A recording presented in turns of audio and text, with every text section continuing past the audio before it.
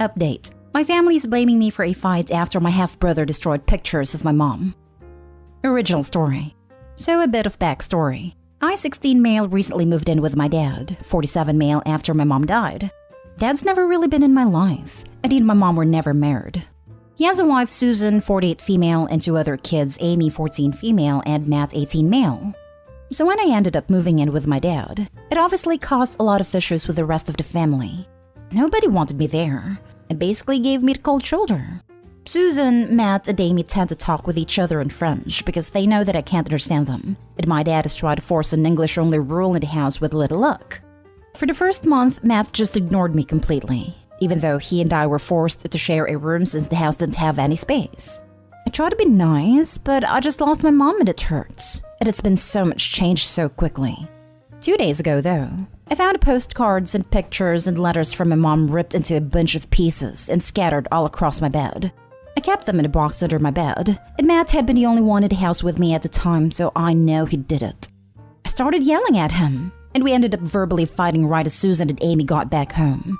I can't remember what Matt said anymore because I was so mad that I wasn't thinking straight, but I remember hitting him. We both exchanged a couple of punches and I accidentally elbowed Amy in the nose while she and Susan were trying to separate us, so she was bleeding too. When my dad got home, we were all still yelling and Susan was trying to throw me out of the house. I couldn't stop crying because I just had my only actual photos of my mom ruined, and I don't know if we can fix them. My dad tried to settle everyone down, but didn't end up punishing Matt because there's no actual proof that he did it. I got in trouble for throwing the first punch, and Susan is still trying to convince my dad to send me somewhere else. Both Amy and Matt kept telling me that I ruined their family by coming here, but I didn't really have a choice. I know I shouldn't have hit Matt, but I was so mad and didn't think. I know it shouldn't have escalated anything, but am I really the one at fault here? I don't know how I'm supposed to live with Matt anymore. Now for the top advice before reading the update. These parents need to hold somebody accountable because obviously your pictures didn't just rip themselves up. You're right that you shouldn't have hit your half-brother, but assuming that your mom passed away rather recently, you're in grief. So it's not unreasonable that you'd be upset by this. I'm sorry this happened to you. That's a truly awful thing to discover. It's been about 2.5 months and it was really sudden. My mom and I were really close, and I think I've seen my dad twice before I had to go live with him, and not for almost a decade. I know I still have recent pictures on my phone, but it's not the same. Yeah, I can only imagine how hard everything is right now. Your whole life has been basically flipped upside down. Is there anyone on your mom's side you could talk to? Maybe even live with for a few years until you're old enough to get your own place? I think that would be worth exploring, to get yourself out of this environment that doesn't seem to be getting off on the right foot. It's just my grandparents on my mom's side, and they basically disown her because my dad was married to his wife when my mom got pregnant. They're very religious and I haven't had any contact with them since I was born. They didn't even come to her funeral. You should probably talk to your dad about how you feel. This is not a good home environment at all. I've tried, and I think he's just trying to be the good guy on both sides.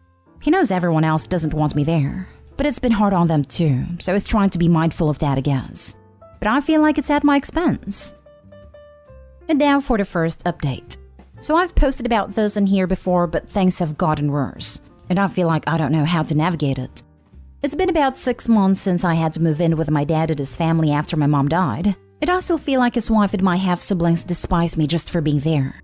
The issue of my mom's pictures getting destroyed turned what was already an awful situation into something that is just hurting me.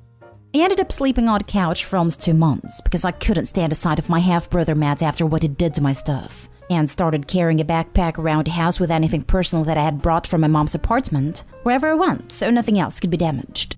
Matt ended up apologizing to me, but it seemed more of a show for my dad than an actual apology to me.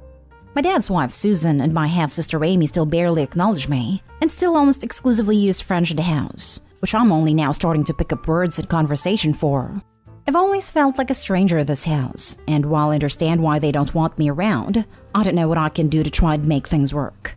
The worst of it came 3 weeks ago when I lost my keys to the house and got stuck out in the rain after I came home. I tried calling my dad, but he didn't pick up, and I rang the doorbell as many times as I could because I saw Susan's car outside the house, so I knew she was home. There wasn't much close by us, so I couldn't walk anywhere to wait. By the time my dad got home an hour and a half later, I was soaked and cold. And when we got inside, Susan just said that she was on a call and couldn't hear the doorbell ringing. I couldn't even talk to her and just went upstairs and cried in the bathroom before going to bed. My dad apologized later for not seeing my message sooner, but that's not really the issue here. I feel sick living here and can barely eat or sleep half the time. My grades are tanking and I don't feel like I can talk to anyone. I miss my mom, and everyone is pretending like she never existed. And I have to basically do the same thing so nobody at home gets mad at me. The main issue is, a week ago my dad's best friend and his husband, who I've met a couple times and stayed with the first couple nights, after I reconnected with my dad while he was trying to figure out how to bring me home, heard about me being locked out of the house and asked if I wanted to come stay with them for a while. I want to say yes so bad, because anywhere has to be better than where I'm staying now. But I know it's going to cause issues with my dad because he ruined his entire relationship with his family to be able to bring me home so I wouldn't have to go into foster care, and it's going to seem incredibly ungrateful. I know my dad's trying. He really is. But I don't know what am I going to do if I have to keep living in his house until I turn 18. How do I broach the subject with him? Is trying to move out even worth it at this point, or should I just toughen up and deal with it for the next year and a half? You're living in a hostile environment. With time, that will really affect your health negatively. You've been offered a safe space to live. Don't walk, but run in that direction. Your dad is the adult. Let him deal all of the negative consequences. Put yourself first. I'm really sorry about the loss of your mother. Honestly, I feel like it probably already is. I'm so tired all of the time but can't sleep and somehow still can't get out of bed in the morning. I feel like I haven't even got any chance to breathe or process the fact that my mom's gone because there's been so much change so quick, which is also kind of why I don't want to have to move houses again. I am so sorry.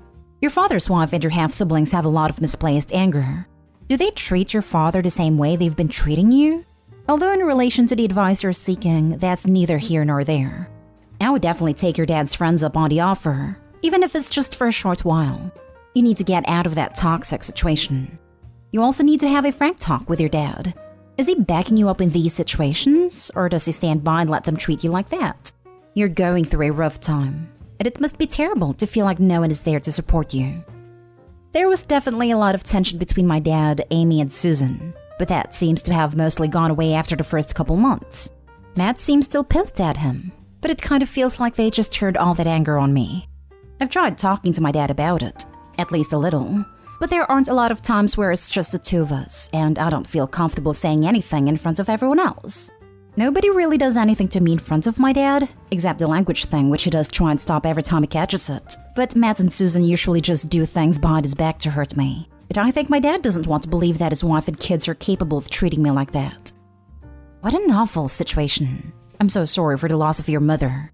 As a mother myself, I want nothing more than to take you in and give you the longest hug ever. If I were your mom, I'd tell you to go where you're safest. Your dad's household is not safe, and is actively damaging your mental and physical health. I get that your father is doing his best, and it's kind of an impossible position he's in trying to placate everyone. But here's the thing. As your parent, his priority should be your health and safety, even if it means you living under a different roof. Now, I don't know this other couple, but the fact that they were willing to house a strange teenager with a troubled family history puts them in a very positive light in my eyes. They didn't have to do that. Most people wouldn't, but they did. You have the option of going back, where you'd be safe. Please prioritize yourself. That being said, I don't know the best way of going about it. One commenter mentioned going for a weekend, then a bit more frequently to ease the transition. I like this idea, but I worry about your stepmother retaliating somehow. It sounds like anything she could do to make you suffer, she will. Maybe she'll impose your dad to forbid you from going over there because she'd rather you be miserable. On the other hand, she may be overjoyed to finally be rid of you. I suggest you make a plan. One option is to try to ease the transition route, but be prepared to 100% move out the first sign of things going awry. Another option is to straight up move out. Talk to your dad first. If he can't make time for one-on-one time with his kid, then screw it. Leave. You'll have your answer. That's nice he kept you out of the foster system, but don't mistake him doing the bare minimum as something you need to repay. You don't owe him a damn thing. Take care of you first. Sending you lots of mom love. Reach out anytime. I mean it. Honestly, when I read this comment, I had to go sit outside and cry for a little bit, because just the thought of getting a hug from my mom was enough to set me off. I really needed that. Thank you. My dad's best friend and his husband are really nice, from the times we've interacted, and are honestly the only ones who put all the blame on my dad for actually having the affair, and then keeping me a secret until it had to come out. They know none of this is my fault, and I think they're just trying to figure out a way to help me, and I don't really feel like I deserve it considering how little they know me. I'll try and figure out how to get my dad alone this weekend because I don't know how much more of this I can take. And now for the final update. It's been about a week since I talked to my dad, and I've had a couple people message me about an update, so I figured I'd give one.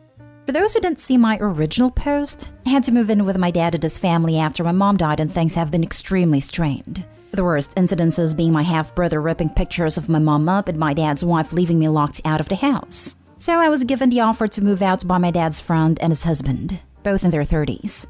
I followed a couple people's suggestion and texted my dad's friend that I wanted to leave, and they ended up suggesting we all go out to lunch.